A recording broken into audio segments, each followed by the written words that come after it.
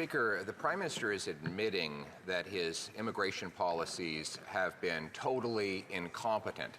In fact, the ratio of new people to new homes reached its highest level in recorded history last year after his then immigration minister, now housing minister, ignored the warnings of his own department.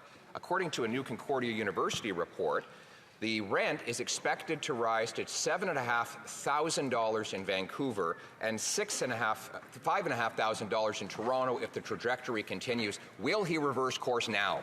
One of the great advantages of Canada in the world, and of Canadians in the world, is that we continue to be a country that understands that immigration is a source of opportunity and growth and richness for this country. There's nothing compassionate about it.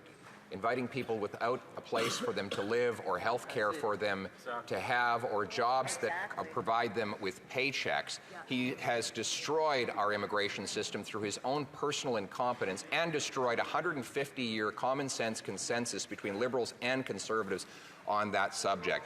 He cannot fix what he broke on immigration, housing, or anything else because he's busy fighting his own caucus. Why won't he call a carbon tax election so that we can restore Canada's promise, where anyone who comes here and works hard can have a good life, a safe street, and a warm home? The work we are focused on is on the middle class and people working hard to join it, and we have delivered over these past years. And in these times of global strife and pressures, that is exactly what we are doubling down on. Mr. Speaker, Canada makes every single one of us a promise that if you work hard, you get a good life.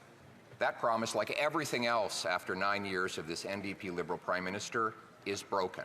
Now, he's broken countless promises, but this one is different.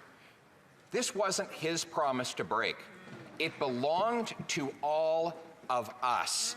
Now that he has destroyed the immigration, the housing market, the cost of living, will he call a carbon tax election so that we can bring home Canada's promise? Once again, Mr. Speaker, we see the Leader of the Opposition pushing a brokenist vision of Canada that is simply not aligned with the reality. Mr. Speaker, brokenist. It's not even a word. He's even breaking the English language.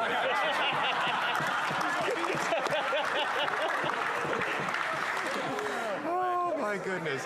So he broke the housing market by doubling the costs. He broke the cost of food by jacking up the carbon tax and increasing prices 36% faster than in the United States. He's broken our immigration system. He's breaking the bank with his doubling of the debt.